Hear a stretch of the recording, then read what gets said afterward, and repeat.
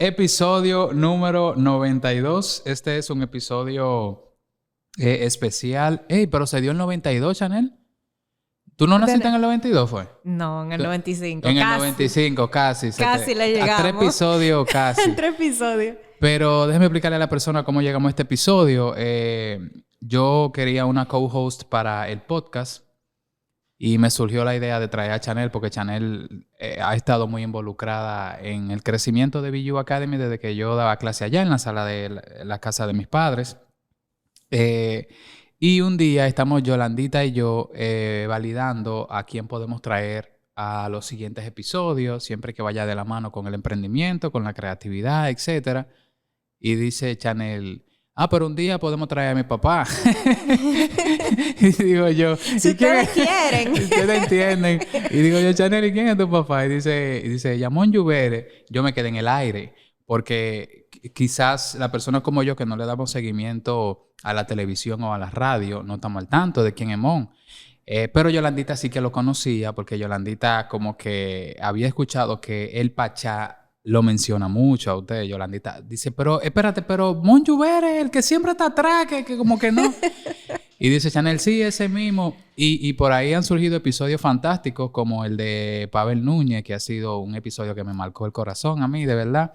Que Pavel Núñez fue referido por Mon Lluveres aquí a la academia y nosotros estamos muy agradecidos con ellos. Y aquí tenemos pues a Mon Lluveres, que es el papá de Chanel. Sí. Gracias por la invitación.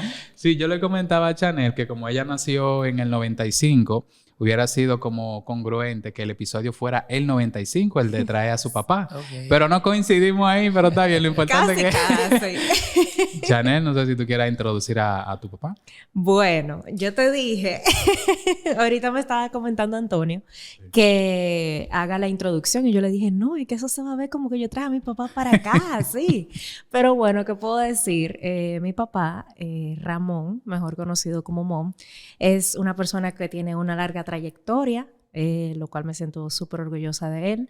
Es director radial, se dedica principalmente a la radio y también está involucrado en los medios de comunicación. Entonces yo creo que a la hora de emprender y de hablar de todo tipo de experiencias, creo que mi papá nos puede dar muchos tips y muchas cosas interesantes. Bueno, Mon, cuando Danielita crezca, yo quiero que me introduzca de esa manera también. ¿De qué eso? Que no sabía cómo introducirle. Ella lo tenía planeado. Gracias, mi hija. Yo también estoy muy orgulloso de ti. Y gracias a ustedes por la invitación. Y aquí me tienen, lo que necesiten. Estamos para contarles lo que entiendan. Podamos ser un referente para tanto la juventud como los emprendedores, tanto como cualquier tipo de persona que le guste esta área de comunicación, y más en estos tiempos de esta nueva era de las plataformas digitales, que los medios tradicionales, los que no quieran desaparecer, tienen que montarse en esta ola porque es la tendencia mundial, global. Entonces, ese híbrido, desde ya, hace unos 7 u 8 años, se está sintiendo cada día más esa parte de ese crossover que se ha hecho, que ya ahora vemos televisión y radio al mismo tiempo. Sí, Mon, vamos a hablar un poquito de sus inicios. Porque ahorita comentaba Chanel que usted ha gerenciado radio y TV, pero no empezó gerenciando. Hubieron ahí unos primeros pasos. ¿Cómo inicia su camino por este rubro del entretenimiento? Yo siempre le digo a la gente, bueno, yo creo que para mí hicieron una especialidad para que yo iniciara, porque eso creo que no existía, porque a mí me pusieron o me impusieron el trabajo en ese entonces, porque entendían que en esa época yo tenía de repente quizás como 15 o 16 años, me lo pusieron como un castigo. O sea, manda ese muchacho para allá, para la emisora. Ok. Porque aquí en San Cristóbal está dando mucha carpeta. Ok. Entonces, ¿Y qué era lo que te hacía en San Cristóbal? Yo no sé, pues yo me he portado bien siempre. Oye. Entonces, pues cuando llego a la radio, me ponen a trabajar los sábados en un trabajo súper especial. Era anotador de saludos. Ok. Sí, para la payola, la payola. Gerente de anotación. Mencióname ahí, mencióname. O sea, eso yo entiendo que fue una, vamos a llamarle, un área especial que me hicieron en ese momento, porque tú te imaginas eso, de que anotando saludos. O sea, que la gente llamaba y tú anotabas, yo quiero un saludo para Antonio y la canción de Javier Solís, que era en un programa que en Pero esa eran época... LP en ese momento. Sí, claro, LP, cassette, cartuchos. Y en esa época era un programa, se llamaba Sábado Viejo. Ok. Eso es más o menos como el 82, 83 por ahí. Y los sábados de 6 de la mañana a 12 de la noche era el programa Sábado Viejo. Entonces, pero a mí casi no me daban mucho tiempo para anotar saludos. Solamente me dijeron que llegara a las 6 de la mañana y me fuera a las 10 de la noche. Entonces, Este es tu horario de trabajo, sí, de 6 a 10 de la noche. Sí, sí, o sea que era para que no fuera para San Cristóbal a dar carpeta. Entonces, Que no sabe todavía tú de qué decían eso. no sé, porque yo entiendo que en esa época dar carpeta era como tú no parar en la casa.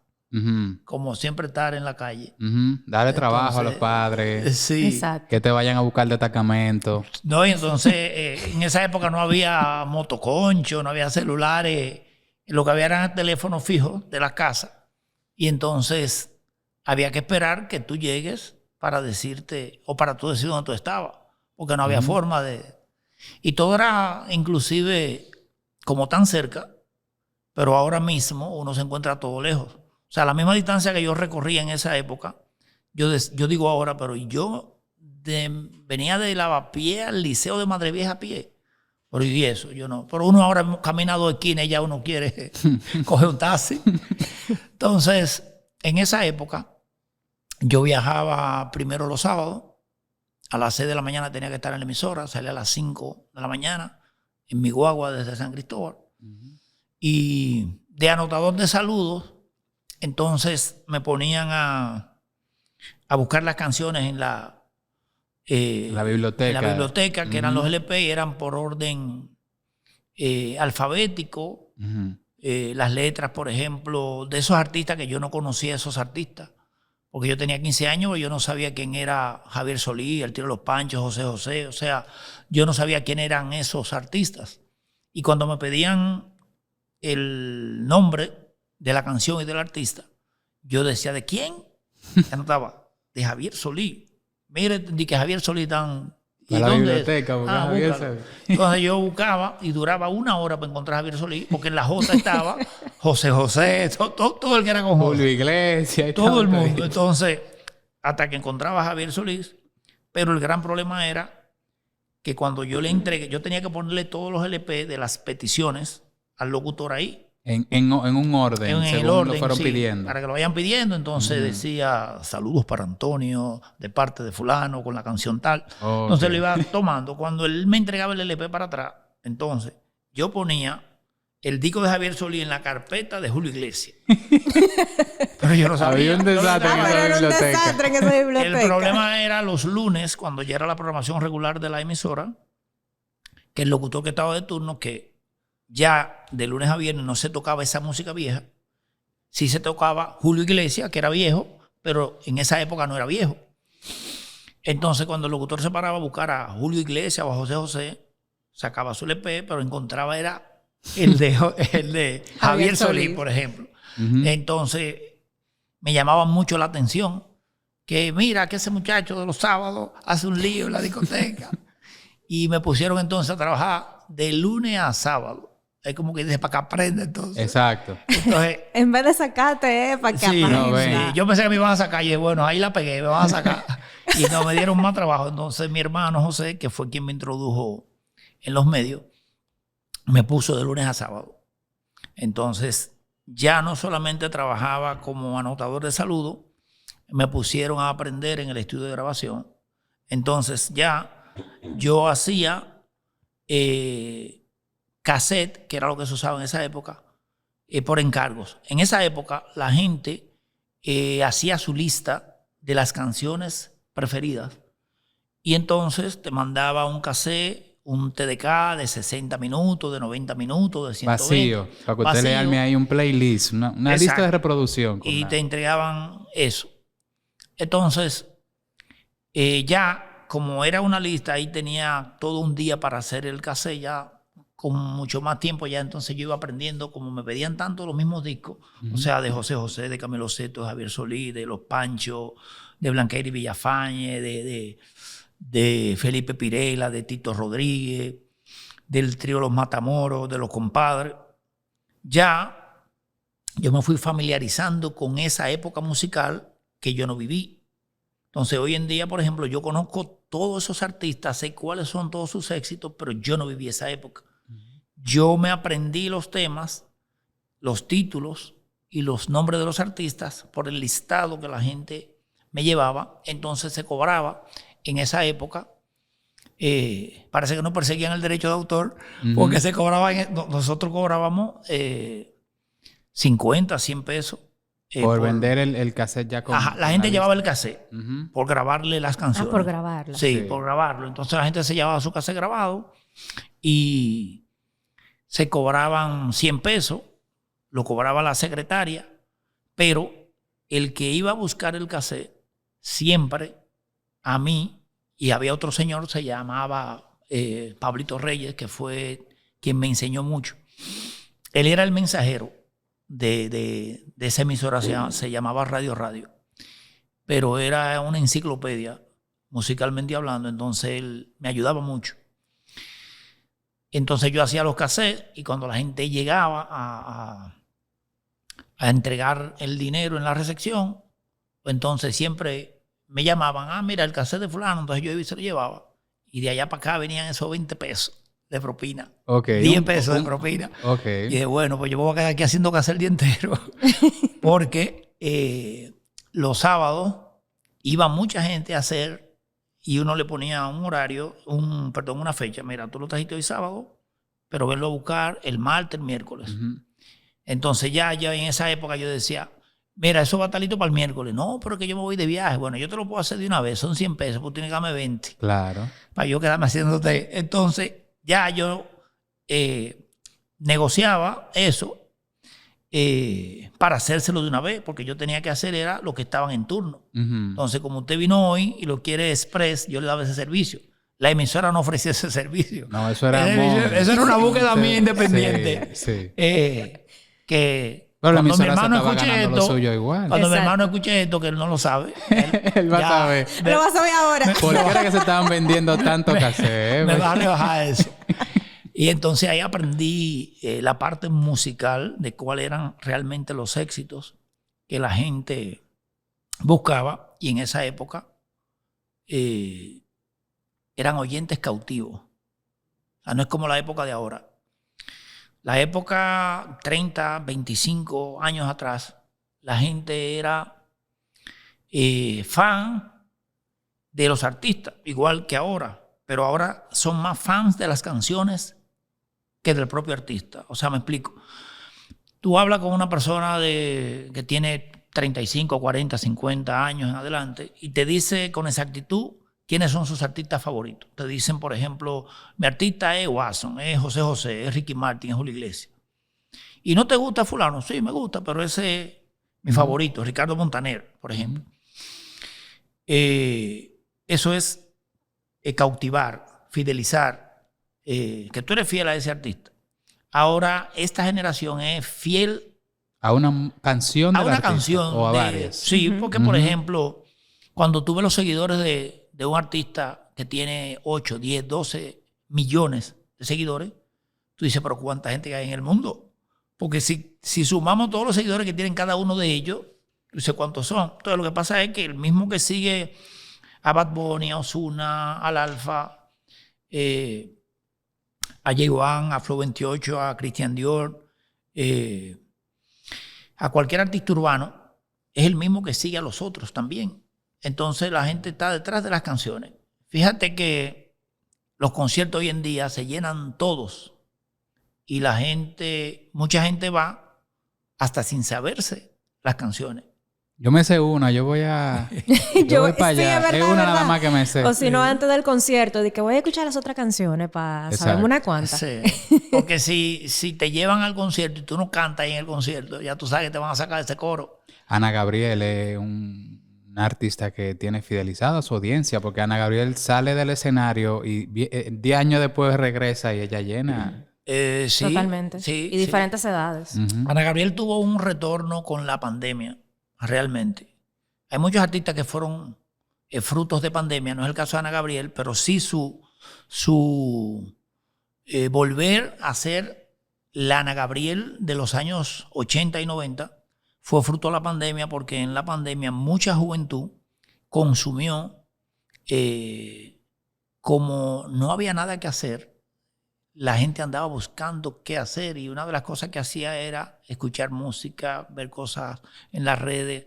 Y entonces, para esta generación, hay muchos temas de Ana Gabriel, como pasó con el álbum de Luis Miguel, Romance 1, 2 y 3, todas esas canciones, muchas son de Armando Manzanero, de Los Panchos, de esos artistas viejos.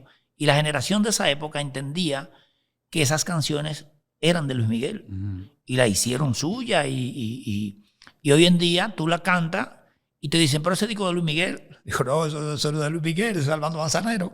Sí. Entonces, ¿de quién? ¿Y quién es? Entonces, esa época era muy bonita porque la gente añoraba, se reunía para escuchar música. Y se hacían hasta competencia hablando. Tú no sabes quién canta eso.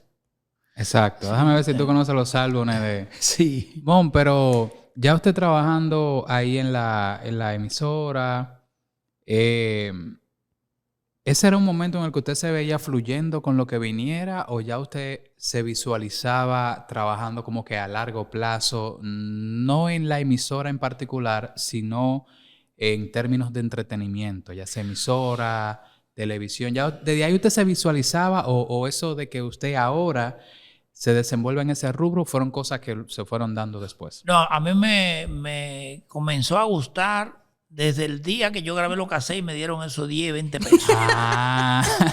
Yo dije, pero desde ahí, espérate. Aquí es que ¿Qué yo busco en San Cristóbal? Sí. Dando carpeta. No voy a trabajar 8 días a la semana porque no están. Yo andaba buscando, antes de las vueltas que yo daba, o que decían que yo nada más vivía en la calle, era que Chanel me preguntaba que no sé dónde yo estaba. Sí. Yo estaba, por ejemplo, en un taller de mecánica. Que eso te quería preguntar. Sí. Antes de entrar al mundo de la radio, cuéntanos un poquito de los emprendimientos que tuviste. Sí, yo, por ejemplo, estando en el liceo, comencé a ver que todos los mecánicos siempre tenían como mucho dinero en los bolsillos. Y yo decía, no, pero espérate. Y allá en San Cristóbal hay un... Había un enfoque, había un claro enfoque. Sí, él dijo, me voy a engrasar. Pero... Sí, entonces yo cogía para allá y comenzaba a aprender mecánica.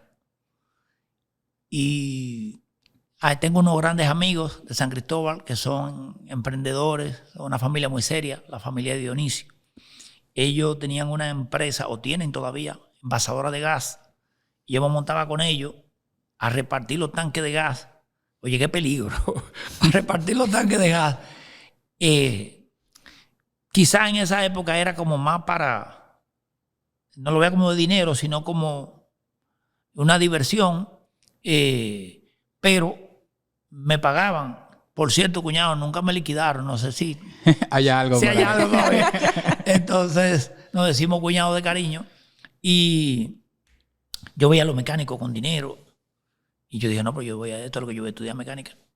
Entonces, estando en el liceo, me inscribo en IDT, Instituto Dominicano de Tecnología, que está en la Rosa Duarte con Pasteur. Ahí. Entonces, voy y me inscribo en mecánica industrial.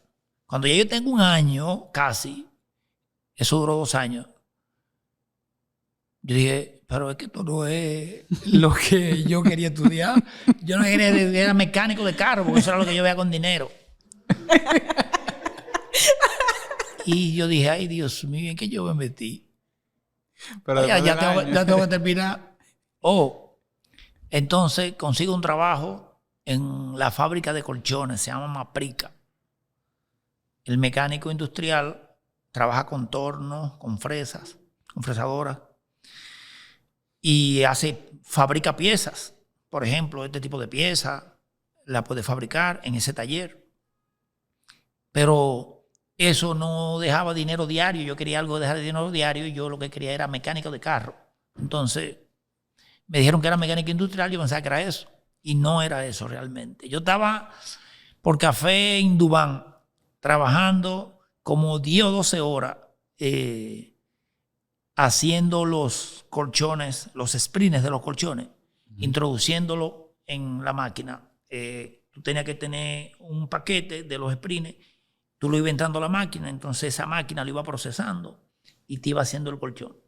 Yo, pero esto me pagan cada 15 días que esta gente me paga. Yo quiero algo diario. Después de ahí trabajé como 3 meses en la Presidenta, en la cervecería, también en el área de mecánica industrial, pero igual pagaban una vez al mes. Entonces, siempre yo quería como algo que me diera dinero diario. Y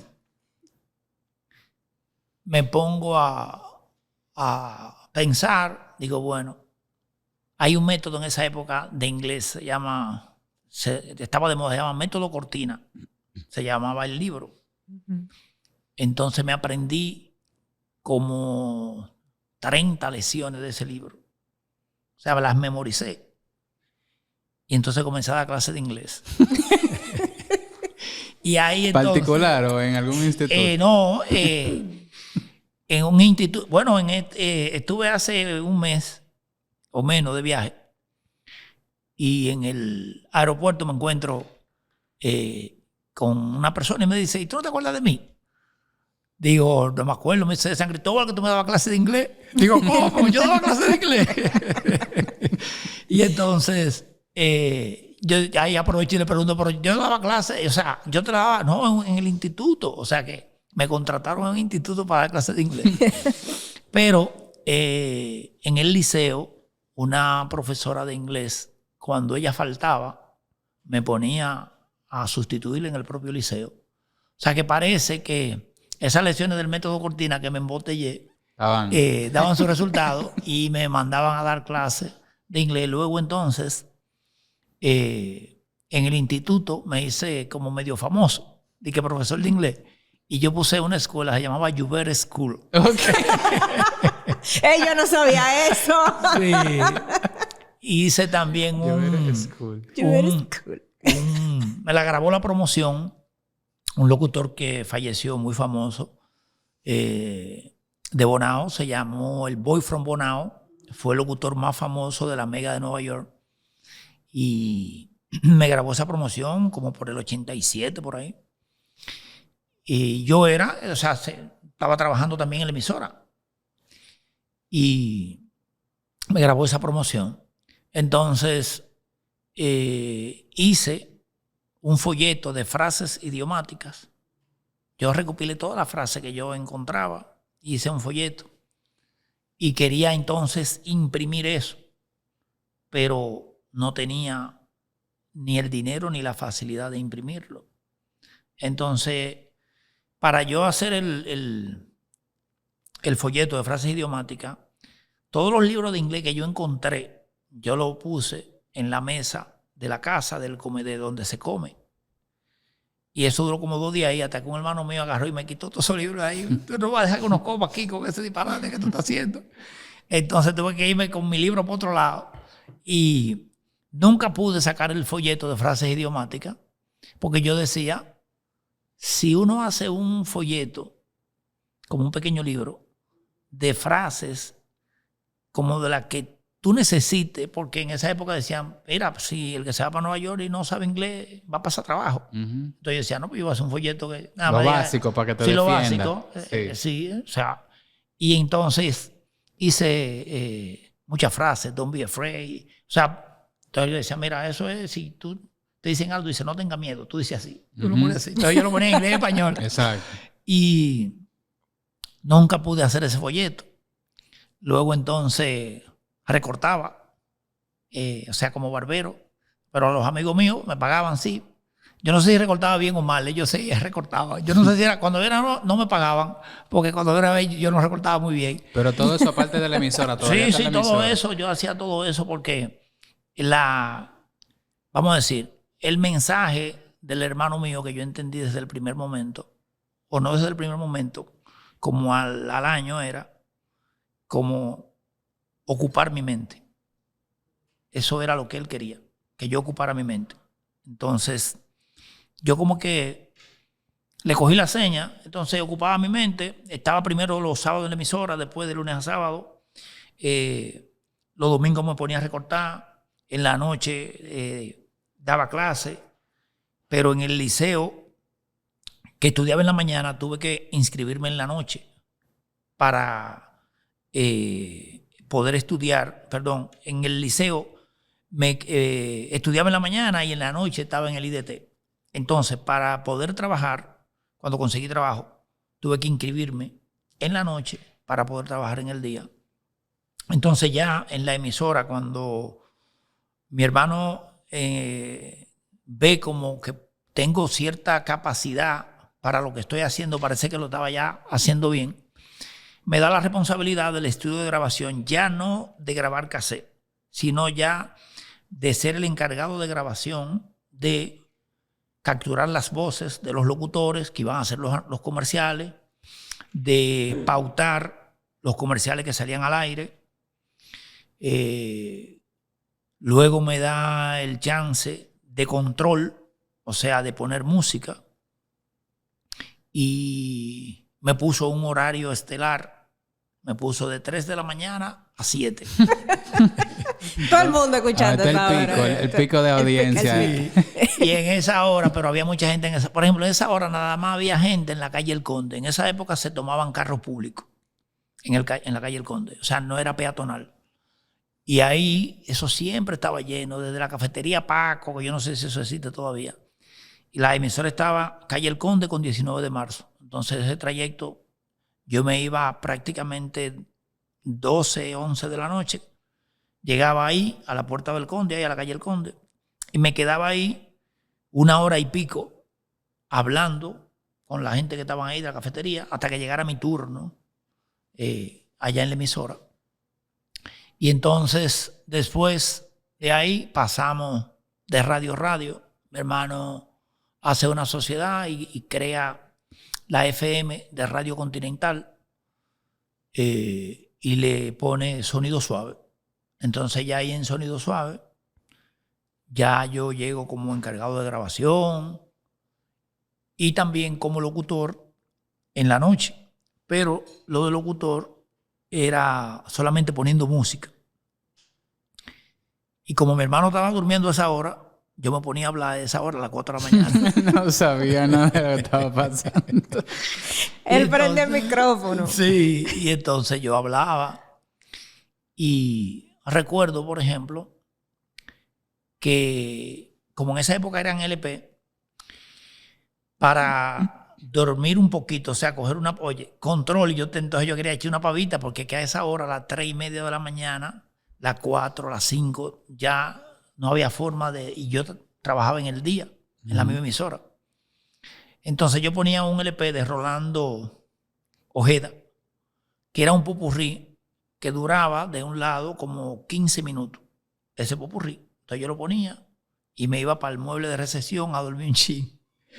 Y cuando ese LP se acababa, lo que se quedaba la emisora fuera en el aire, pero solamente se oía el que era le dando vuelta. Hasta que mi hermano me dice, mira, a mí me dicen que tú te estás durmiendo. ¿Cómo yo me voy a dormir? Y entonces lo que hacía era que buscaba LP que no tuvieran ya ese popurrí, porque la queja era que ponía todos los días ese disco. Porque ese era el más... Sí, este era el más largo. El más largo que sí, encontraba. encontré uno que era variado, que tenía de diferentes artistas, y entonces ponía ese, y volví y me agotaba. Y entonces me dieron mucho chance porque yo, por ejemplo, yo no doy chance en los trabajos. El primer chance de trabajar conmigo, es el primer chance que yo doy. Después de ahí, al primer error te fuiste. Sí. Pero, ¿cómo iba el dinero en ese momento? Porque de lo mecánico, de esto, de lo otro, siempre hubo un interés. El inglés por ese flujo diario de dinero y no por la quincena o por la mensualidad. Y ya hasta ese punto, ¿cómo iba la retribución económica? Bueno, ya cuando me ponen como encargado de pauta y de grabación, ya estaba más organizado porque tenía que vestir formal. Mi hermano siempre me inculcó esa parte de vestir formal. O sea, por ejemplo, la gente me pregunta, ¿pero por qué usted siempre tiene traje puesto? Digo, bueno, es que yo tengo, ya eso ya es para mí, yo tengo, le decía en ese momento, desde el 85 vistiendo así, no con traje, pero sí, por ejemplo, pantalón de vestir, camisa de vestir, zapatos, no era de que tenis, ni gorra. Entonces él siempre me inculcó esa formalidad en la vestimenta y fui creciendo en esa parte así. Entonces ya cuando vino la parte de yo manejar la pauta comercial, él me decía que hiciera un anuncio, o sea, escribiera un anuncio. Yo lo escribía, se lo mandaba y lo corregía. Me corregía mucho. Y yo trataba de mejorarlo. Después llegó un tiempo que ya no me corregía los anuncios. Ya yo montaba lo escribía, le daba el tono al locutor, porque tuve la ventaja también de crecer con locutores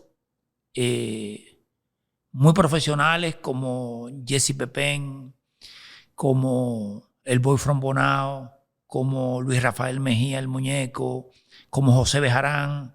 Esas grandes voces de ese momento eran, vamos a decir, los locutores pegados de esa época.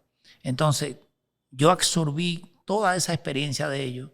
Entonces, de repente, como a los 7 u 8 años, de yo ser compañeros de trabajo de ellos, de yo ser mensajeros de ellos, porque en esa época, por ejemplo, yo tenía que salir a cobrarle la payola. A mí era que me mandaban ellos a buscar esa payola. Ve a cobrar. Para cobrar, para poner los discos. Sí, porque siempre se ha cobrado payola. Yo, por ejemplo, dentro de las cosas que yo determiné hacer yo decía, cuando a mí me vayan a pagar payola, yo no la voy a coger. Porque yo veía que había que poner, o que ellos ponían, todos los discos que le llevaban, independientemente había una pauta o no. Entonces, uno de mis nortes fue ese. Y creo que parte del éxito que he tenido en regentear medios fue ese, que yo ponía no mi criterio, sino lo que yo entendía que funcionaba, aunque al final del día el éxito lo hace el oyente. Uno tiene un oído, que uno le llama olfato, ¿verdad? Uno tiene un oído clínico con eso, ese olfato, para saber qué puede funcionar en ese momento, qué la gente está consumiendo, qué es lo que le está gustando. Entonces, cuando te traen la música, porque antes los artistas te llevaban una producción completa, ahora te graban 2 temas, te los mandan, te graban un tema, y es lo ideal. Por cierto, no es bueno en estos tiempos hacer una producción completa porque la música los tiempos van muy rápido. La música, la juventud, la generación va muy rápido, la tecnología va muy rápido. De repente tú te embarcas a hacer un proyecto de 12 canciones para un CD, para una memoria, para subirlo a una plataforma. Tú lo produces hoy y a los 3 meses eso puede sonar viejo. porque la música va muy rápido. Entonces lo recomendable es a los artistas, por ejemplo, grabar 2 temas, 3 temas, lanzarlo y ver qué pasa. Si le gustó a la gente en esa línea, entonces tú sigues en esa línea. Pero antes no, antes era una producción completa que se grababa y tú tenías que entregársela a tu disquero. Entonces, antes de que Chanel haga su primera pregunta, ya yo voy por la quinta. ¿Usted era de lo que no le cobraba para poner X disco al artista si usted entendía que había ahí una proyección que podía funcionar, etcétera? Era de eso. Pero la emisora, ¿cómo se beneficiaba de promover a ese artista? Igual que, o sea, eso nunca cambió. Las emisoras, el beneficio de las emisoras está en los comerciales que pautan las agencias o los clientes directos. Ahora, el éxito de la emisora está en la programación que tú le generes. Si es musical, en que tu programación sea basada, construida en éxitos. La gente quiere escuchar su disco favorito, lo quiere escuchar una y otra vez. Entonces, cuando tú haces una programación a base de música nueva, no importa que sea el artista favorito tuyo, tú no aguantas escuchar 4 o 5 temas desconocidos, aunque sea tu artista favorito. Entonces, como la audiencia es tan amplia, la programación, para tú basarla en éxitos nada más, tú tienes entonces que escoger o pones lo que te llevan pagándote dinero y tienes que pagarlo porque te están pagando para que lo pongas, o pones lo que tú entiendes que realmente funciona y genera audiencia. Entonces, yo elegí esa parte de no cobrar y al día de hoy, uno de mis mayores satisfacciones en la industria no es solamente el haber tenido la gracia de Dios de pegar tantas emisoras, sino el respeto que me tienen los artistas. Y yo creo que una de esas razones es esa, que nunca le he cobrado por tocarle un disco. O sea, yo se lo pongo, podemos hacer cualquier acuerdo, por decir, montamos una fiesta, te compro una fiesta, te pago una fiesta. Pero por colocar un tema, yo nunca he cobrado a un artista. Entonces, eso también el artista a través de los años lo ha valorado, porque si la mayoría te cobra dinero, ¿y por qué este hombre no me cobra? Entonces, la relación se hace inclusive más estrecha, porque ellos a través de los años veían, pero Mon no cobra, te ayuda, te pone el disco, sin conocerte. O sea, yo no necesito conocer. Al día de hoy, por ejemplo, hay alrededor de 10, 12 artistas urbanos sonando en una de las estaciones que yo manejo, La Bacana, y ellos no me conocen en persona, yo no los conozco a ellos en persona, no me interesa conocerlo, pero cuando digo no me interesa conocerlo, no de manera despectiva, sino que para yo apoyarlo, yo no tengo que conocerlo, yo no tengo que saber quién es, no tengo que hablar por teléfono. Me interesa que la música que él me envió o mandó o tiene en el aire me funcione para lo que yo estoy haciendo. Si me funciona, yo la pongo. Muchos de ellos cuando me encuentran en la calle me dicen, mire, pero usted me ayuda muchísimo, yo le agradezco, usted es mi papá, yo sí que más hijos tengo. Todos los artistas me dicen, yo soy su papá, pero por eso, es porque ellos han visto que a través de los años yo lo apoyo sin esperar nada a cambio. ¿Por qué? Porque mi negocio es pegar la emisora. Tras la pegada de la emisora vienen los comerciales, llega el dinero. Entonces, de ahí contesto tu pregunta. El beneficio de la radio son los comerciales y los programas interactivos que pueda tener esa emisora. Buenísimo. Nos estabas hablando hace un momentico sobre las cosas que no son negociables para ti, y creo que eso es parte de tus valores. Me gustaría saber cómo en este mundo del espectáculo, del entretenimiento, que pasan tantas cosas que no van con lo que se considera bueno, ¿cómo te mantienes tú firme ante tus valores y con los pies en la tierra? Bueno, lo primero es cuando uno viene, que apelo mucho yo a la formación de hogar. Cuando uno viene de un hogar funcional, a pesar de que cuando yo tenía 8 años perdí mi madre, nos criamos 10 hermanos, 8 varones, 2 hembras, y nos criamos prácticamente con mi papá, pero mi papá era sereno del ingenio de los Vicini, que son Lluvere Vicini. Yo creo que yo debo tener... Hay un dinerito. Hay un dinerito ahí, hay que averiguar eso. Averigüen eso. Entonces, mi papá llegaba cada 15 días a la casa. Y entonces vivíamos prácticamente como 6, 7, 8 varones solos. Y esa formación de hogar fue tan sólida, tan fuerte, que no me permitió a ninguno de nosotros, gracias a Dios, ni tener que hacerlo mal hecho, ni tener que tener problemas judiciales, problemas de caer preso, de que en una redada o porque estaba donde no tenía que estar. Fíjense que les decía al principio que me decían que, o sea, me mandaron para acá, para la capital, porque entendían que yo estaba moviéndome mucho allá en San Cristóbal. Entonces, eso es parte de la formación de la casa, del hogar. Cuando uno crece con una educación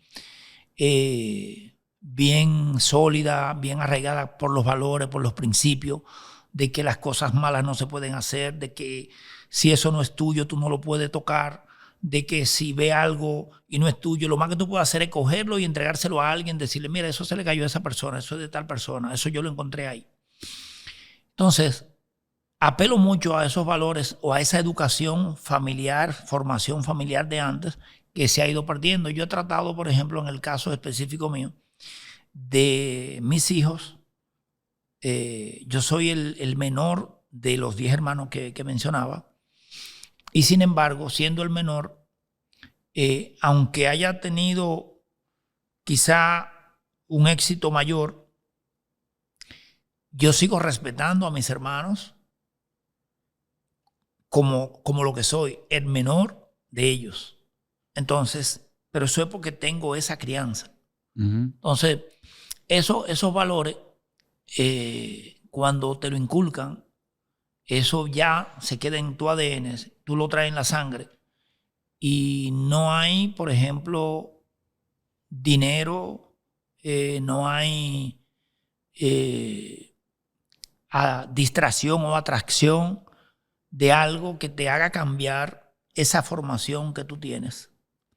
Y eso no te permite que tú caigas en lo que hay hoy en día. O sea, ¿qué hay hoy en día?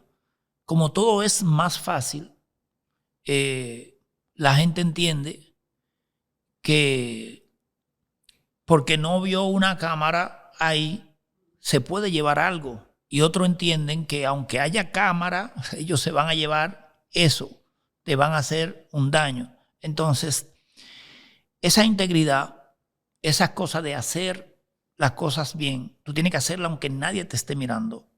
O sea, tú tienes que hacer las cosas bien hechas, no porque haya una cámara mirándote, no porque haya una gente frente a ti mirándote. Es que las cosas tú tienes que hacerlas sin importar que te estén viendo o no, pero hacerlas bien hechas. Entonces, todas estas tentaciones que hay hoy en día, si no nacemos o si no nacemos en un lugar donde te den esa crianza, puedes tener la posibilidad muy alta de caer más fácil en ese tipo de tentaciones que hay hoy en el mundo. Hoy más que nunca. Sí, y por ejemplo, las redes sociales, no sé en qué tiempo vamos a descubrir o más bien, mucha gente, el uso debe ser un uso responsable, un uso personal, un uso individual, porque ahí encontramos de todo. Desde cómo tú cocinar hasta cómo tú fabricar una bomba. Entonces, no sabremos si toda esta tecnología va a ayudar a construir un mejor planeta, un mejor mundo, a que seamos mejores seres humanos, o si las cosas malas que vemos a diario ahí, la generación la va a imitar. Ojalá llegue un momento donde ese tipo de cosas que son malas para la generación que está sumergida se pueda regular.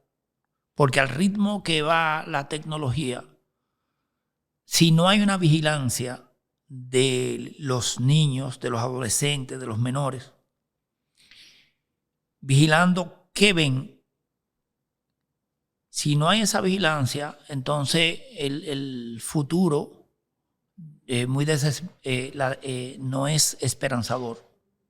Porque si no lo vigilamos y ellos lo que están viendo es algo que atenta contra la moral, la buena costumbre, contra los principios, entonces la sociedad se va a ir deteriorando. Y si todo lo que buscamos en Internet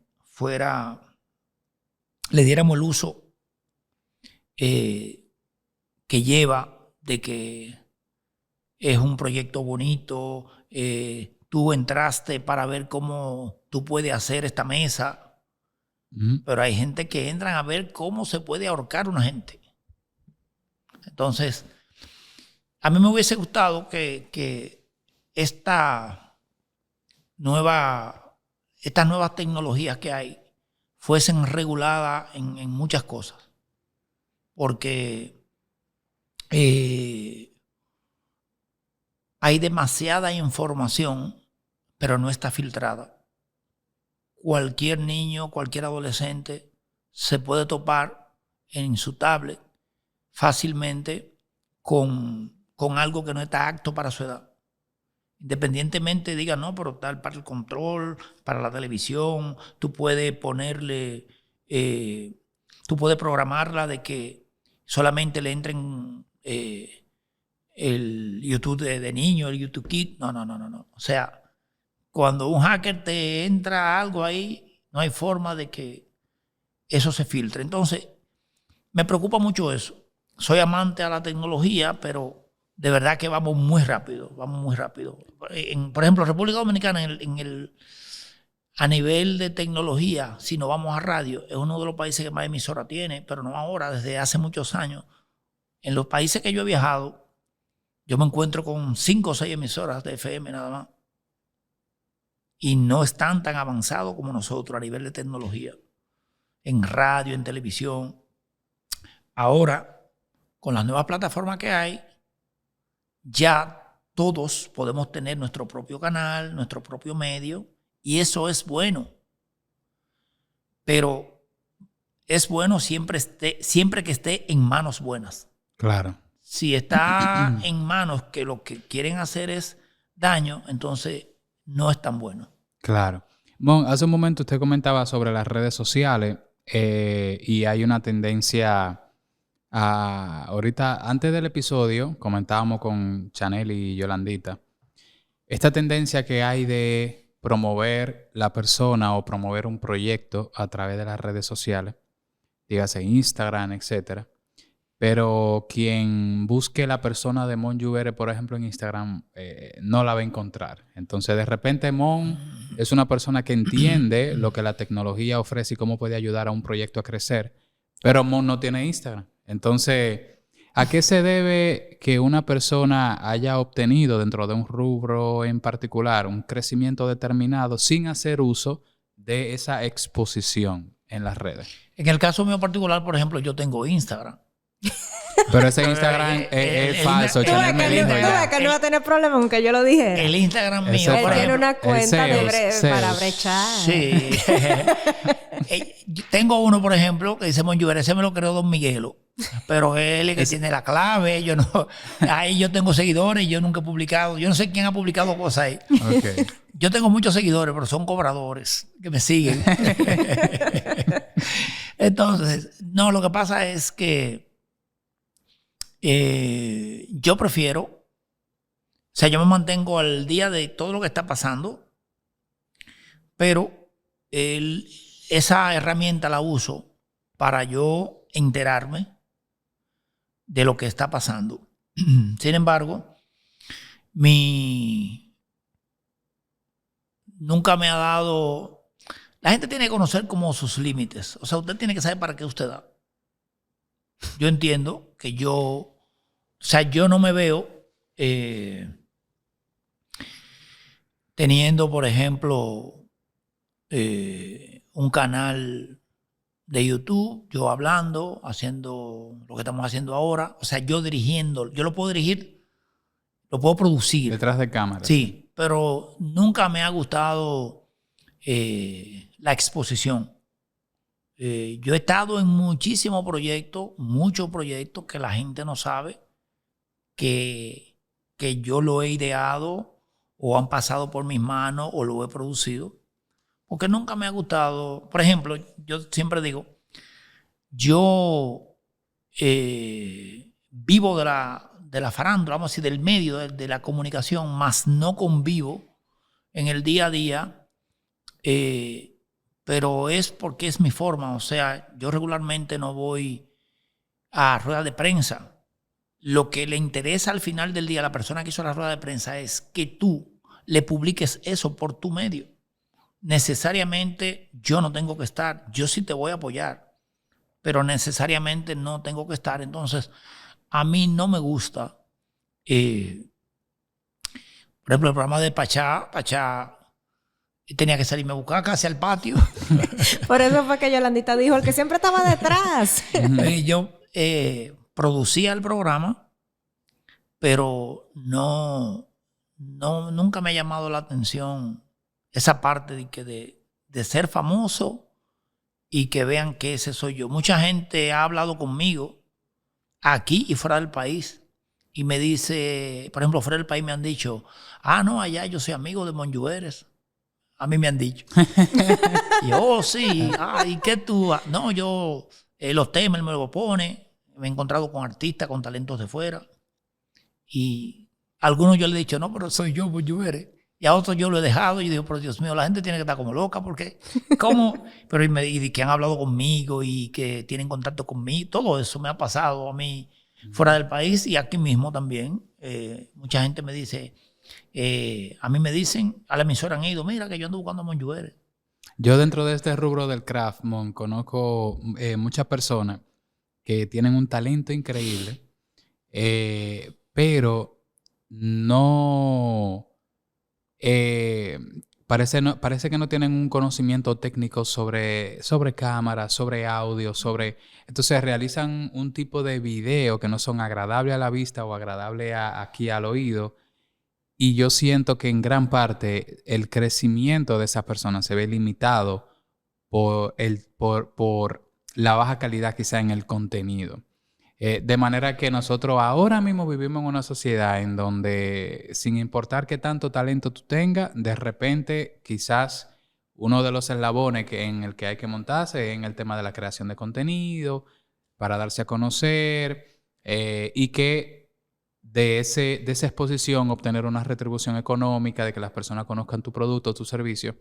Entonces, me imagino que en mi caso igual fue así. Yo tuve que promover a Antonio como persona y también promover a la academia y crecer juntos de la mano, porque más exposición es más personas que conocen el servicio y luego terminan inscribiéndose en la clase y eso.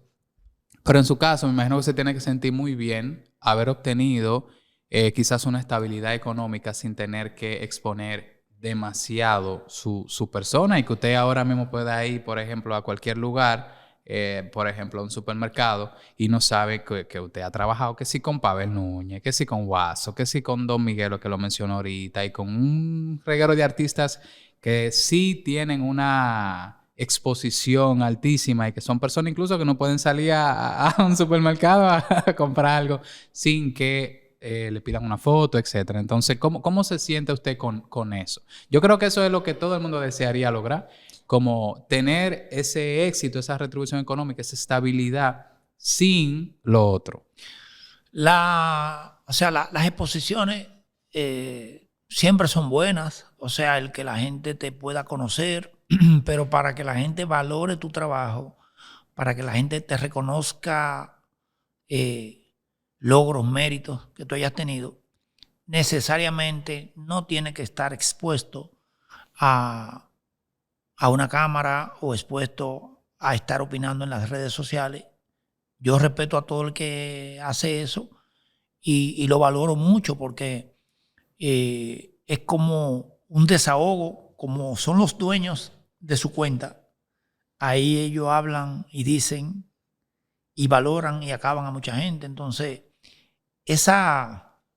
vamos a decir, como ese arrojo de hacer ese valor, pues también tiene yo lo admiro eso. O sea, yo soy una persona, yo me considero una persona tímida. Tímida en el sentido de que yo puedo pasar por cualquier sitio sin hacer ruido. Ahora, lo que yo hago hace ruido, pero claro, a mí no me interesa yo como persona que vean que soy yo que hago eso. Por ejemplo, yo he pegado más de 20 emisoras. Yo de verdad, honestamente, o sea, yo me pongo a contarla y se me quedan algunas. Entonces, mucha gente sabe que esa emisora está súper pegada, pero no saben que yo estoy detrás de ella. En la única emisora que hice promociones usando mi nombre fue en La Bacana, cuando la inicié, pero era por un tema de cambiar, porque siempre me ha gustado como ir en vía contraria, ir contra la sola, porque si tú haces lo mismo que están haciendo todos, pues entonces el resultado no va a ser diferente. Tiene que hacer, para tú lograr algo, tiene que hacerlo diferente. Entonces yo hice promociones con mi nombre y promociones mencionando nombres de otros directores de emisora, o sea, como haciendo una guerra. Y lo hice por eso. Y mucha gente me dice, tú eres Monju, el de La Bacana. Porque en ese momento yo hacía promociones usando el nombre mío y tirándole el nombre a los demás compañeros, porque casi todas las emisoras que programé o eran tropicales o eran de música suave, y nunca había trabajado con emisoras urbanas. Y en ese momento que saqué La Bacana, habían como 5 o 6 emisoras súper pegadas. Y yo recuerdo que yo lo llamé ese día a la mayoría de ellos y les decía, voy a sacar una emisora y voy a sacar una emisora urbana, te estoy avisando para cuando esté número 1 después no diga. Y me decían, pero tú no sabes de música urbana. Entonces yo le decía, porque para pegar una emisora, tú no tienes que ser conocedor de la música que tú colocas en esa emisora necesariamente. Tú lo que tienes es que saber quiénes son los artistas claves en ese top que tú haces de 10 canciones, de 20 canciones, de 30 canciones. ¿Quiénes son los mayimbe de ese género? Entonces, ya cuando tú los identificas y esa persona te dice, mira, esos son los temas.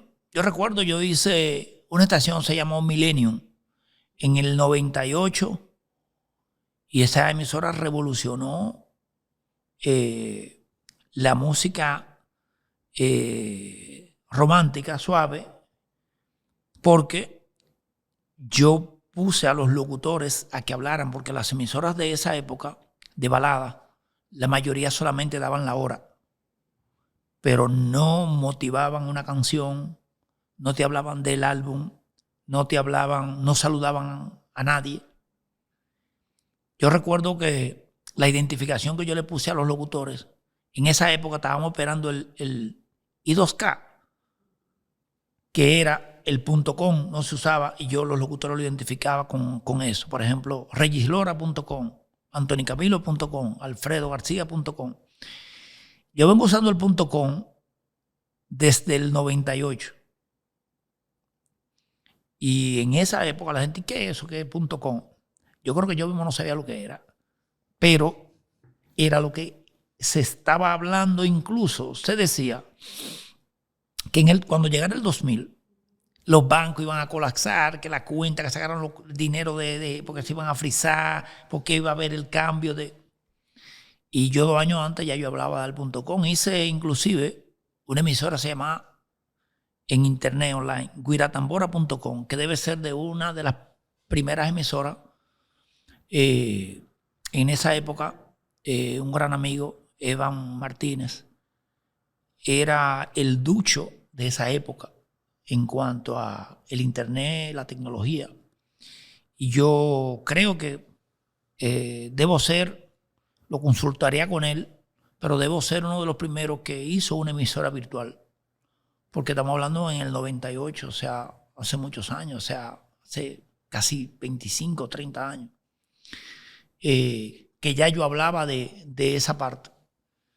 Del .com. Porque antes, para mandar un comercial para una emisora de un pueblo, había que hacerlo por un envío. O sea, tú tenías que mandarlo por la Metro, por Caribe Tour, por cualquier línea de esas, para que el comercial llegara allá, llegara a Santiago, por ejemplo, o a San Juan, y lo recibieran, tú lo buscabas, lo pautabas. No había correo electrónico. Entonces, eso de tú ser famoso, no solamente se logra tú teniendo una cuenta de Instagram o teniendo un canal. Yo creo que tú puedes lograr más que la fama, el éxito, que sea el éxito que hable. No tu figura, no tu cara, no tu imagen. Que tu estampa sea las cosas que tú produces y que funcionan. Entonces, yo entiendo que no he necesitado, y creo que ya a estas alturas no lo necesitaría, de yo tener que, para poder actualizarme, tengo yo que abrir un canal yo hablando o una cuenta yo opinando. Entiendo que no lo necesito. Sin embargo, a los artistas que trabajo, a las emisoras que programo, las estrategias que creo, todas tienen que ser basadas sobre la base de las plataformas que hay hoy en día. O sea, no saco una campaña sin que no cubra ese 360 que hoy en día está incluido las redes sociales. Buenísimo. Nos estuviste comentando que te consideras una persona tímida e introvertida, pero en tu día a día eso es algo que quizás no se percibe porque tú te manejas muy bien con las personas, en tu día a día hablas con muchas personas y aunque no es, como tú dices, para ti necesario, en las redes sociales esa exposición es hoy en día lo que se recomienda de manera ya sea directa o indirecta. Hay que tener esa exposición para tener el networking y todo eso. ¿Cómo o cuáles estrategias has utilizado tú para manejar esa timidez? ¿Y qué le recomiendas tú a las personas que quizás por miedo o por esa misma forma introvertida no se atreven a hacer las cosas? Lo primero es, por ejemplo, el que tenga el deseo, el que sienta que tiene esa pasión por hacer algo, primero que no abandone eso. O sea, que si siente que puede hacerlo, el miedo debe ser, si fracasas, ya estás ganando porque lo intentaste. No te das cuenta si vas a tener éxito o no si no lo intentas. Pero cada fracaso no es un fracaso, es un éxito porque eso te va a llevar a corregir tu próximo paso.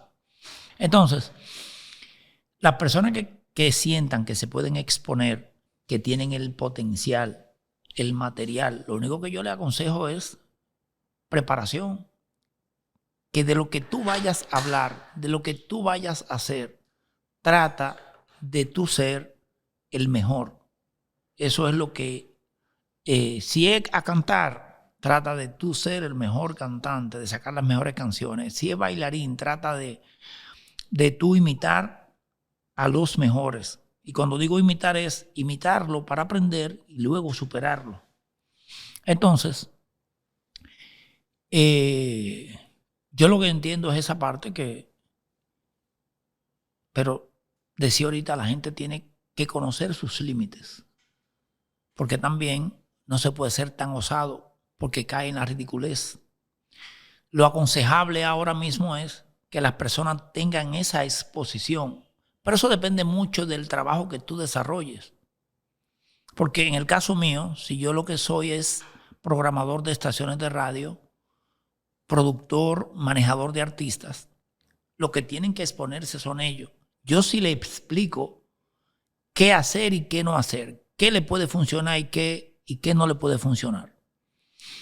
Pero yo no tengo que estar, vamos a decir, si es un artista, del lado de él cantando, y yo ahí para que la gente me vea, que ese soy yo. O sea, yo no necesito eso, o no yo, sino el que está produciendo necesita tener concentración detrás de backstage para ver que las cosas están saliendo bien, van a salir bien o pueden salir mejor.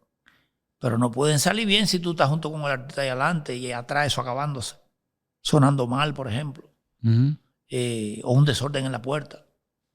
O de repente, por tú estás ahí adelante, en el contenido de pantalla de la canción que él está haciendo, la que está saliendo es otra y no es esa. O sea, yo siempre digo, tú tienes que ser el mejor en lo que tú haces. Y para eso tienes que prepararte. O sea, tienes que crearte esa meta de prepararte. Mom, ¿qué es la creatividad para usted? La creatividad para mí es lo que hace que el otro se sorprenda cuando lo ve o lo escucha. Ok.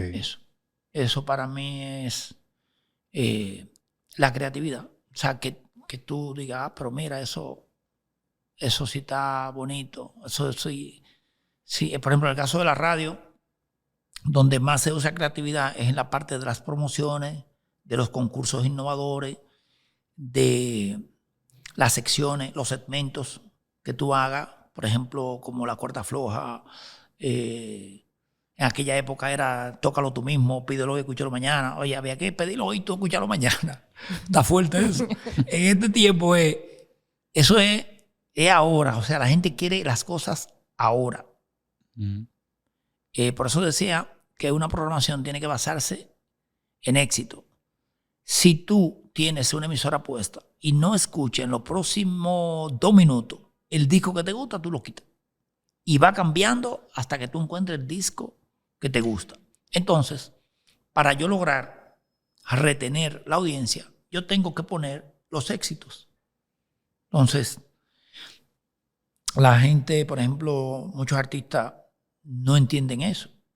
Y dicen, es que Mon es muy difícil, Mon es un lío para ponerte un disco y eso. No, no es eso. O sea, el negocio mío no es eso. El negocio mío es que la emisora se pegue con el disco tuyo, lógicamente, pero es con el disco tuyo que funcione.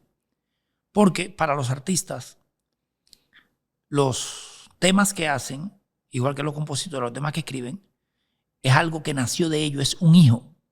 Entonces, para nosotros, los hijos de nosotros son todos bonitos, inteligentes, bellos y grandes. Claro. Así pasa con los discos. Los artistas entienden que en todos los discos que te llevan son un palo. Se van a pegar. Claro. Tú tienes que ponerse. Que está bien que crean en su proyecto. Sí. Exacto. Pero ese proyecto en el que ellos creen tiene que alinearse con la emisora. O sea, con lo que la emisora quiere para sí misma. Eso es así. Claro. Entonces, hay muchos que lo entienden. Y después me han dicho, mira, tenía razón, ese no era el tema. El tema... Pero es eso. O sea, el trabajo de ellos es convencerme que yo ponga el disco. Y el trabajo mío es convencer yo a la audiencia de que ese disco funciona. Entonces, es un abanico muy amplio. El oyente de ahora no te aguanta, te digo, no espera 2 minutos. O sea, si tú no le pones un disco que él está buscando, te cambia. Entonces, por eso es que siempre insisto en que la radio musical tiene que ser un éxito tras otro. Lo bueno no cansa. O sea, tú tienes que poner la música buena de a mucho. Tú no puedes estar administrando de que voy a poner esta que está buena. No. Es un éxito tras otro. Eso es lo que funciona. Genial. ¿Cómo es trabajar, Pa, con talentos difíciles? ¿Cómo manejas eso? Bueno, yo tengo la ventaja, por ejemplo, que he trabajado con muchos talentos difíciles, pero yo creo que el respeto que yo le doy a ellos hacen que ellos me respeten mucho y al final del día mucha gente dice son muy difíciles. Por ejemplo, yo he trabajado con artistas que la gente lo tildan de difícil, por ejemplo, Toño Rosario, Don Miguelo, Marta Heredia, Vaqueró, muchos artistas que la gente lo tilda de difícil. Sin embargo, para mí esos han sido los artistas con los que mejor he podido trabajar. Con Pachá no se puede quedar, Pachá es un artista. Pachá, la gente entiende que Pachá es... No lo queríamos decir así, pero... Entonces, pero ¿qué pasa? El respeto se gana, no se exige. Tú no le puedes decir a una gente, tú tienes que respetarme porque yo soy más grande que tú. No, tú tienes que respetar a esa persona para que él te respete. Entonces, esas personas difíciles, para mí han sido súper fácil trabajar con ellos porque de repente ellos sienten que yo los entiendo. Muchos amigos me dicen que yo soy psiquiatra porque son locos lo que tengo. Porque dicen, ¿cómo tú aguantas ese loco de Pachá? Pero ya ese loco de Toño. Pero Don Miguel es más loco. Marta Heredia. No, al contrario. Son artistas. Yo entiendo que la gente lo ve que son difíciles, pero realmente cuando tú le explicas cómo las cosas se deben hacer y ellos las entienden, así sea explicada con manzana, porque hay que explicársela a veces con manzana, para que la entiendan. Y cuando ellos la entienden, se dan cuenta que tú lo que querías era lo mejor para ellos. O sea que yo entiendo que he podido lidiar bien con ellos. La gente me dice en la calle, ¿y cómo usted sobrevivió 10 años con el Pachá? Ustedes sabemos que en los medios de comunicación, yo no sé cómo se maneja de manera interna, pero sí hay como una connotación popular de que dentro de los medios de comunicación hay un tira y jala. Tú me dices, yo te digo, de como usted dice que el respeto tiene que ponderar, pero hay como una idea, ¿verdad?, popular de que hay mucha falta de respeto y eso. Como usted es una persona que tiene la visión de lo que le funciona y de cómo su negocio debería de marchar y usted le va a decir que sí a todo lo que se alinee con eso, ¿cómo usted maneja el no dentro de ese rubro? O sea, cuando usted le tiene que decir que no a una persona porque ese proyecto que esa persona pone sobre la mesa no está alineado con la proyección que usted tiene sobre una emisora o un proyecto en particular, ¿cómo usted lidia con eso? Por ejemplo, yo tengo la característica de que no me gusta que me pongan a perder el tiempo y entonces a mí no me gusta que otra gente pierda el tiempo. Entonces, si hay algo que yo digo rápido, es sí o no. ¿O no? Entonces, la mayoría de las personas que tienen proyectos te dicen que tienen hasta anuncios. No, pero a mí nada más están esperando que yo salga. Yo tengo 5 anuncios. Yo tengo 40 años oyendo eso. Y vamos a decir, al principio, 40 años atrás, yo, pues vamos a arrancar. Y entonces pasaban 6 meses, 1 año y el anuncio nunca llegaba. Entonces, yo, si no funciona para la parrilla programática que tengo, yo le digo, mira, eso no me funciona. Entonces yo lo que hago es, se lo remito a Marino, mi compadre. Digo, déjame yo mandarle esto a Marino. Mira, Marino que anda buscando un programa así. O fulano anda buscando un programa así. Porque si no me funciona, yo no hago nada con anidar la esperanza en ti de que sí, que te voy a dar la oportunidad, te voy a dar chance. O sea, no puedo perder tiempo. O sea, eso está bien, pero no para lo que yo estoy desarrollando ahora mismo. O sea, que yo no pongo a la gente a perder tiempo. Yo le digo, ¿sí o no? Él dice, ¿tú me vas a poner el disco, sí o no? Sí, lo puse. Pero tú no me has puesto el disco. Bueno, yo te dije no, que ese no te lo iba a poner. O sea, que en esa parte me va bien, porque yo no me gusta hacer perder el tiempo a la gente, pero el mío, yo de verdad, eso es lo que yo no tengo tiempo. Mon, en ese sí y no rápido, ¿se ha equivocado usted con respecto a un disco que usted pensaba que no iba a escalar y finalmente sí? Yo te diría que yo he tenido más aciertos. Así rápido, de verdad, que la gente puede decir, oh, pero él sí se la da. No, Es que realmente no. Pero de verdad es que el oído tú lo vas... O sea, cuando tú pones el oído en el corazón del pueblo, de lo que eso suena como político, el oído del corazón, pero es verdad, en la música tú tienes que poner el oído en lo que la gente quiere. Y yo sí he elegido muchos éxitos de artistas y muchos artistas me han dado el privilegio de cuando se hacían esas producciones, de ir a mi oficina y decirme, ¿cuál de estos temas tú crees que va a ser el palo, el éxito para sacarlo?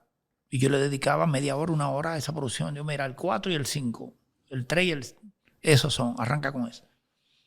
Entonces, pero como que no hemos guayado mucho, ¿no?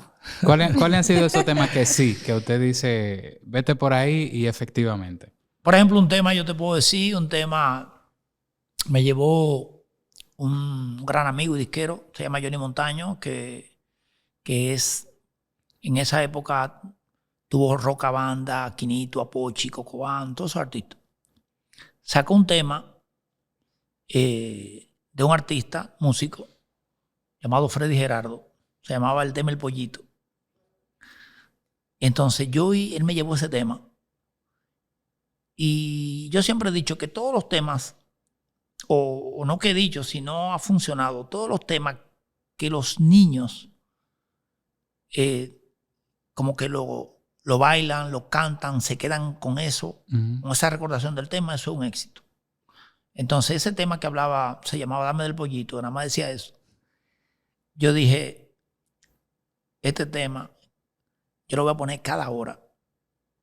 Los radiodifusores o directores de emisora que puedan ver esta entrevista saben que es muy difícil un director te ponga un tema cada hora. Muy difícil. Y yo me he caracterizado por eso. Yo cuando le voy a dar a un tema le doy duro. Y yo puse ese tema cada hora y la gente decía, pero ¿y ese disparate? ¿Y ese disco tan malo? Ese es el típico tema que empieza no gustándote, después tú lo estás cantando, estás durmiendo. Y después dije, mierda, ya lo tengo pegado. Y los locutores me decían, están llamando que ese disco hay que sacarlo. Digo, hay que ponerlo más. Cada media hora ponlo. Lo puse cada media hora. Y ese tema, con ese disco, Freddy Gerardo yo creo que hizo su vida. Como dice Martín, hice mi casa. Sí, entonces, pero muchos éxitos, muchos éxitos. Yo he tenido la gracia de decirle al artista, ese tema te va a funcionar. Buenísimo. Sabes que estabas hablando mucho, Pa, de la creatividad, que estaba mencionando Antonio ahorita sobre qué es la creatividad para ti. Y veo que en todo tú utilizas la creatividad. Sobre todo, por ejemplo, yo veo en ti que tú puedes ver, por ejemplo, ese vaso. Y de ese vaso tú dices, wow, yo creo que puedo hacer un vaso grande y poner el logo de tal marca y vendérselo a tal persona. De igual forma, las promociones, yo veo como la gente te llama y te dice, wow, yo necesito una promoción para tal cosa. Y tú dices, espérate, anota ahí. Y en el momento tú lo haces.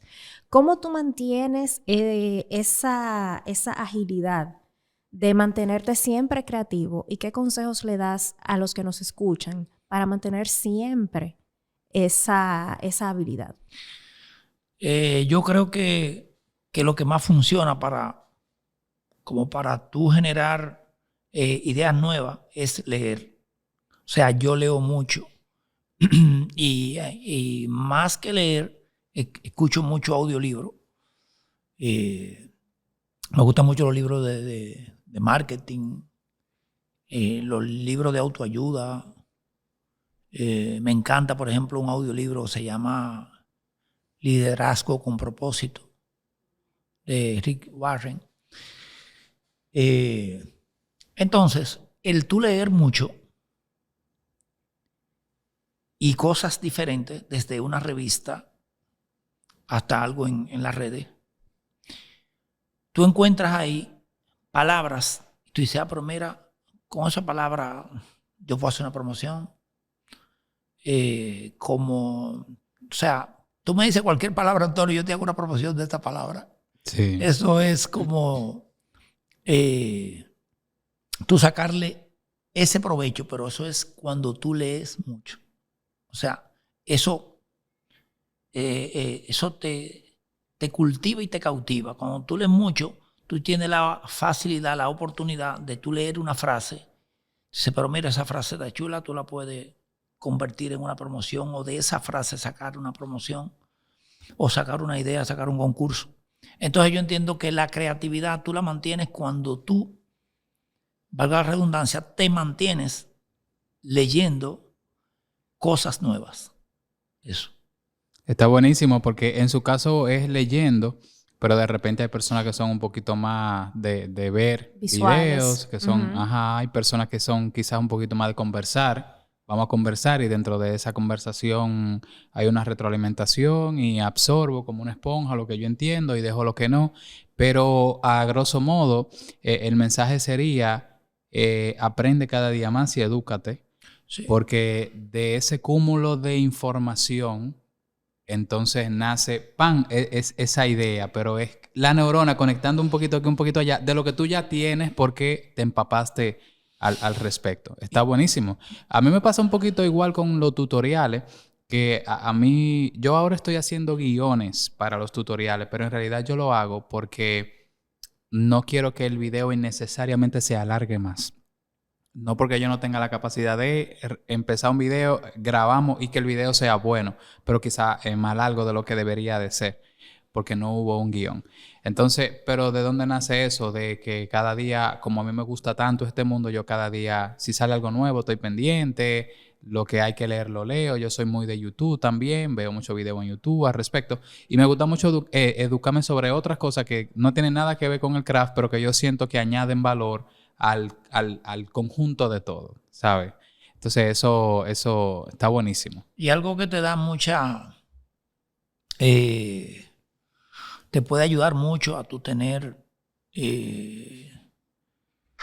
una gran visión de las demás personas son las biografías. O sea, las biografías de las personas a veces es mejor tú leer muchas biografías de grandes hombres que hasta leer un libro.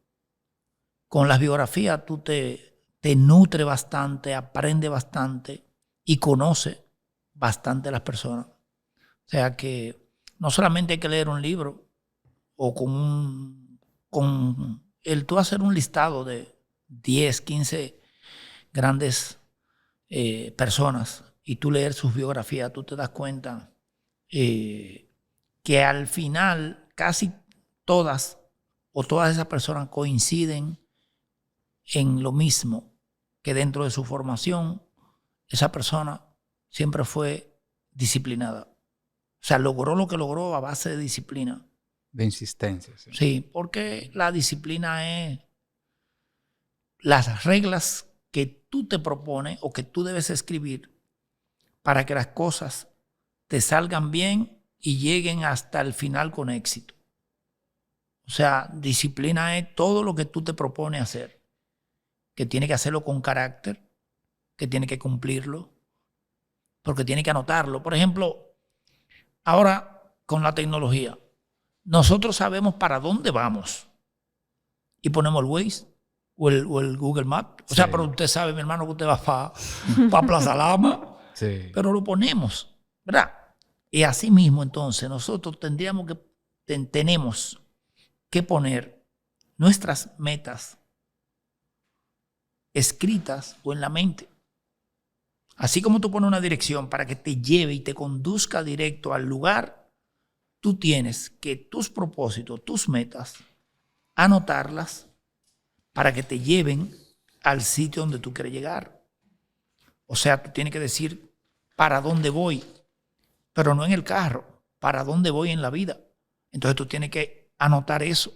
Cuando digo anotar, no es simplemente tú anotarlo en un papel, es tú anotarlo y día a día decir, pero mira, yo quedé, porque la gente es famosa haciendo metas cuando arranca el año.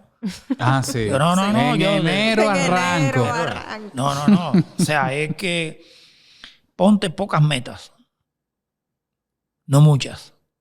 Ponte pocas. Terminaste esa, entonces tú vuelves y haces la lista. Porque a veces hacemos una lista de 10 cosas y terminamos sin hacer ninguna. Entonces, no. Proponte 2, las realizas y luego sigue, continúa. Pero todo eso es a base de disciplina. Entonces tú tienes que anotar tus cosas. Así como tú pones la dirección para donde tú quieres ir y que el Waze te diga que si te va por esta ruta llega más rápido, aquella tiene más tráfico, así mismo es en la vida. Si tú no anotas lo que tú quieres lograr, no vas a saber lo que quieres, porque tú tienes que tenerlo plasmado en algún lugar, grabado en tu memoria. O sea, yo quiero ser cantante. Entonces, tú tienes que rodearte de los buenos compositores, de los buenos productores, pero tú tienes que anotarlo, tú tienes que llevarte de eso. Así como tú te llevas de dobla aquí, gira a la derecha, falta. Entonces, así mismo. Hoy no pude hacer el contacto con ese productor, pero en esta semana tengo que lograrlo. O sea, y eso es disciplina. Genial. Tú sabes, Pa, que yo que te conozco puedo percibir en ti que tú siempre estás en control de tus emociones. Aunque por dentro quizás tú estés estresado, estés pasando por un momento difícil, siempre te mantienes en control, eso no se percibe. ¿Cuáles estrategias tú utilizas para tener un buen manejo de las emociones y qué tú les recomendarías a aquellos emprendedores para lograr esto? Yo entiendo que lo primero que debemos tratar de tener es la virtud de la paciencia. O sea, por ejemplo, los médicos, los doctores tienen pacientes.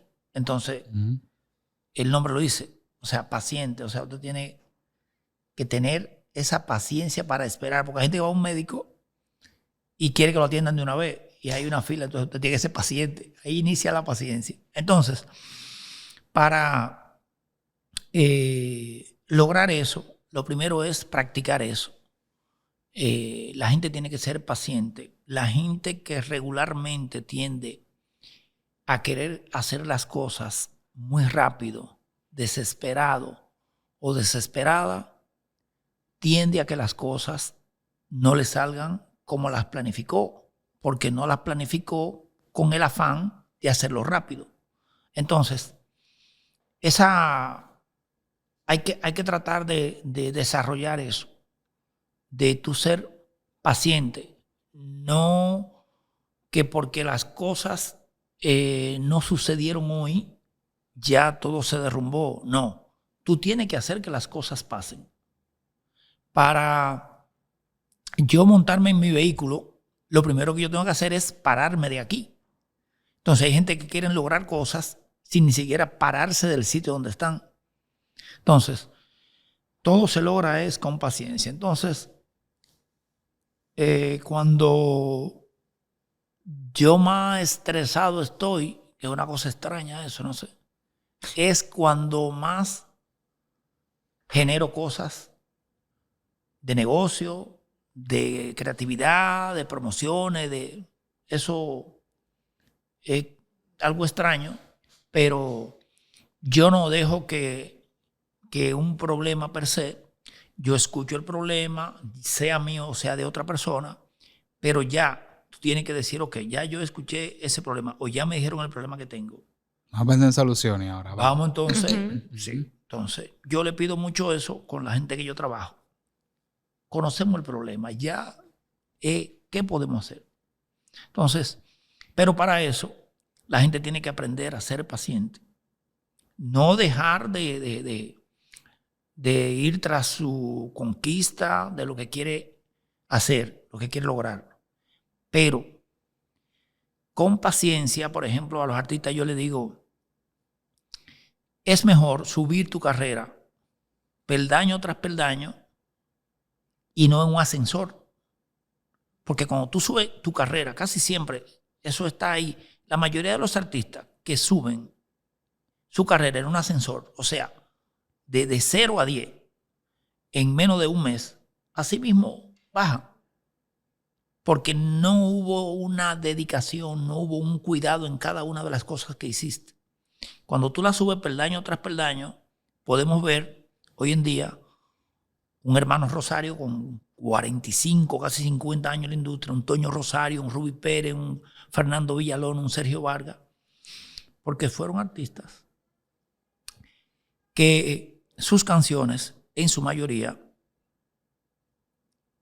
fueron trabajadas.